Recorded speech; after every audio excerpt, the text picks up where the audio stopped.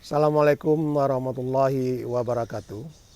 Kawan-kawan, hari ini tanggal 3 September 2020 kita bertemu kembali. Hari ini kita akan bahas ada curhatan Megawati kemarin di acara pembekalan calon bupati dan calon gubernur dari PDIP. Kemarin tanggal 2 September 2020 Megawati mengatakan bahwasannya warga Sumatera Barat belum menyukai PDIP.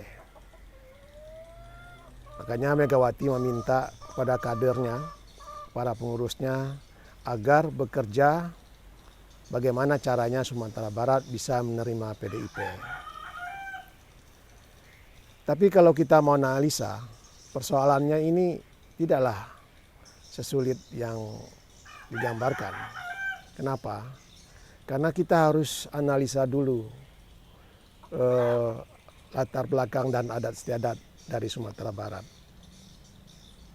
Sumatera Barat itu adalah daerah yang ada pepatah Sumatera Barat yang mengatakan adat basandi sarak basandi kitabullah. Jadi Sumatera Barat itu adatnya ditopang oleh syariat Islam, dan syariat Islam itu berdasarkan Al-Quran dan hadis. Jadi sendi-sendi, naluri-naluri, sel-sel kehidupan di Sumatera Barat itu adalah bernapaskan Islam. Kalau Anda pernah main ke Sumatera Barat atau ke Padang, di desa-desanya itu di Solo, di Maninjau, di bukit-bukitnya, di situ kelihatan sekali kentalnya nuansa Islam. Kalau sehabis maghrib kita bisa melihat bahwasannya orang-orang kalau dulu orang-orang Padang itu pakai suluh, pakai bambu yang ada api, suluh namanya. Itu ke masjid atau ke surau, mereka mengaji, belajar mengaji. Dan biasanya kalau anak laki-laki di Padang umur 7 tahun, mereka sudah terbiasa tidur di surau, itu sudah terbiasa. Jadi itulah kehidupan orang-orang Padang. Kalau Allah bilang alam berzikir kepada Allah, tumbuh-tumbuhan berzikir, gunung berzikir, laut berzikir. Kalau Anda datang ke Padang, Anda akan menemukan alam berzikir itu. Jadi memang lingkungan di sekitar Padang itu memang menunjukkan nuansa dan suasana yang Islami. Itulah Padang. Kalau Anda main ke Padang. Dan begitu juga kalau Padang, orang-orang Padang merantau. Mereka rata-rata, karena mereka biasa main di surau, rata-rata orang Padang itu agama Islamnya kuat. Mereka pandai mengaji, mereka sholat nggak tinggal. Kalau Anda merantau seperti di kampung saya, banyak juga orang Padang. Malah orang Padang lebih banyak daripada suku-suku lain di kampung saya. Orang Padang itu kalau mereka merantau, mereka selalu bangun surau, musolanya. Jadi di situ mereka sholat, di situ mereka arisan, di situ mereka berkumpul untuk perkumpulan kampungnya. Ada Sulit Air, ada Solo. Banyak kampung mereka macam-macam ada di Padang, di perantauan, termasuk di kampung saya. Jadi mereka tidak pernah meninggalkan keislamannya itu, ada istiadatnya itu. Tidak pernah. Itulah Padang. Jadi dia menyatu. Darahnya itu menyatu dengan Islam.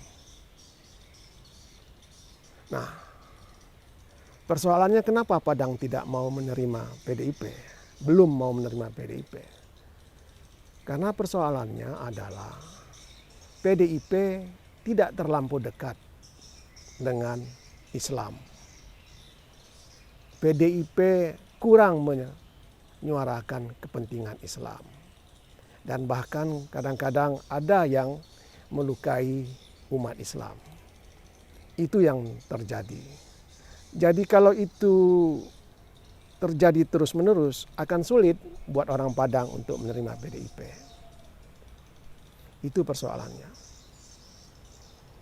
Nah, ditambah di PDIP itu pengurus intinya orang Islam semenjak Taufik Kemas meninggal.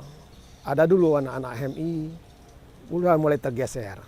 Artinya sekarang banyak dikuasai oleh orang-orang Kristen, dan malah ada para pengurus PDIP yang bangga menjadi anak XPKI, bicara di depan umum. Nah, itu yang membuat orang Padang atau Sumatera Barat agak berat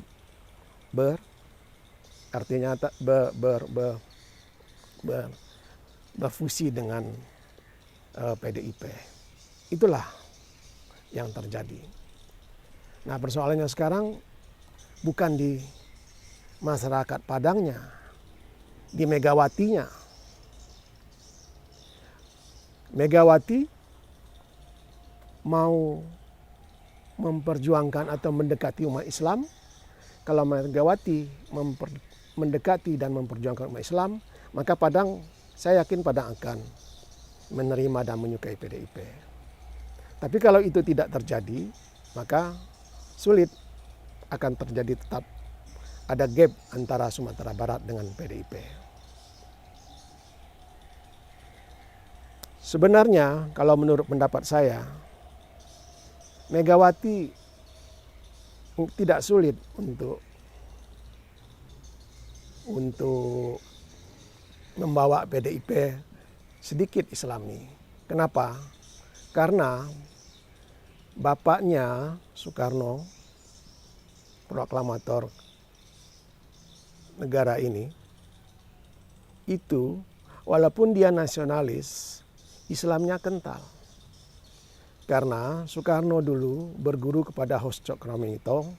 Hos Cokroaminoto itu adalah pendiri Sarekat Islam. Soekarno berguru di situ. Setelah itu Soekarno berguru dengan Ahmad Hasan, ketua Persis di Bandung. Dia menyurat dengan Ahmad Hasan. Pada waktu itu dia masih dibuang di ND.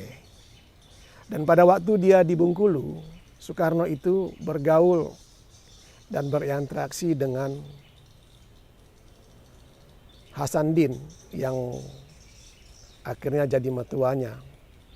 Malah Hasanuddin ini adalah tokoh Muhammadiyah dan pengusaha di Bengkulu. Dia pedagang di Bengkulu. Mana pada waktu Hasanuddin membuat sekolah Islam, Soekarno mengajar di situ. Jadi Soekarno itu sebenarnya walaupun dia nasionalis, dia adalah orang yang paham betul tentang Islam. Dan kalau mau kita telusuri apa yang di Pancasila itu dia gali dari Islam. Malah Soekarno pada waktu ada Muktamar Muhammadiyah, saya lupa Muktamar Muhammadiyah, Soekarno meminta agar saat dia meninggal, dia di peti matinya ditutup oleh bendera Muhammadiyah. Dan dia ulangi lagi permintaan itu pada waktu dia diwawancara Cindy Adam. Kalau saya mati kelak, saya ingin peti mati saya ditutupi oleh bendera Muhammadiyah. Dan ada juga cerita Bung Karno pada waktu dia berkunjung ke Rusia, dia meminta agar Presiden Rusia pada waktu itu mencari makam Imam Bukhari. Kalau makam Imam Bukhari itu belum ditemukan, maka dia tidak datang ke Rusia. Itu syaratnya. Artinya Soekarno sangat paham masalah Islam. Tapi karena dia pada waktu itu masih dalam proses kita kemerdekaan, dia harus mempersatukan bangsa ini. Maka dia yang paling pada waktu dibutuhkan pada waktu itu adalah nasionalisme. Nasionalisme agar kita bersatu untuk memerdekakan Republik ini. Itu makanya Soekarno konsen di nasionalisme dan dia konsen di nasionalis. Nah sekarang Megawati, kalau Megawati sedikit artinya mengikuti jejak bapaknya dan mengikuti jejak kakeknya, sedikit dia bergandengan dengan umat Islam tanpa meninggalkan nasionalisme dan pemilih-pemilih PDIP yang ada juga pemilih-pemilih yang mempunyai proximity sejarah yaitu XX zaman dulu. Tinggal Megawati meramu antara pemilih fanatik PDIP yaitu pengagum Soekarno, nasionalis dan para pemilih XX, turunan XX dulu, dan dia sandingkan dengan pemilih-pemilih Islam. Artinya dia merangkul dan memikirkan kepentingan umat Islam. Kalau dia bisa meramu ini, bukan hanya di Padang dia akan diterima, tapi di Indonesia ini dia akan jadi partai besar. Tapi kalau dia tidak melakukan itu, saya bukan berspekulasi. Yang perlu diingat bahwasannya sekarang adalah keislaman masyarakat Indonesia ini sudah mulai tumbuh. Kita lihat sudah banyak orang mulai berjilbab, jilbab udah modis, udah itu para di YouTube, para ustadz-ustadz banyak berceramah dan berdakwah, sehingga itu membuat orang lebih dekat dengan Islam, membuat umat Islam yang selama ini mungkin tidak terlampau memperhatikan Islam, mereka mulai kembali. Artinya kebangkitan Islam itu, kebangkitan Islam yang untuk beribadah kepada Allah buat umat Islam itu mulai berjalan. Nah ini tidak bisa dibendung, tidak ada yang bisa membendungnya. Karena ini persoalannya adalah agama. Agama itu adalah ikatan seseorang kepada penciptanya, ikatan seorang kepada Allah. Jadi tidak ada yang bisa membendung. Karena itu adalah kebutuhan. Agama itu adalah kebutuhan. Dan dengan agama itulah orang menjadi punya harapan. Dengan agama itulah orang hidup, dan dengan agama itulah orang mempunyai harapan untuk hari esok. Jadi bagaimana agar PDIP bisa diterima di Sumatera Barat? Bukan Sumatera Barat yang bisa menerima. Persoalannya adalah bagaimana Megawati bisa merubah PDIP, membuat PDIP sedikit agak Islami, sehingga orang Sumatera Barat akan menerima PDIP, dan begitu juga umat Islam secara keseluruhan. Hanya itu, kawan-kawan, senandung dari mana? Assalamualaikum warahmatullahi wabarakatuh.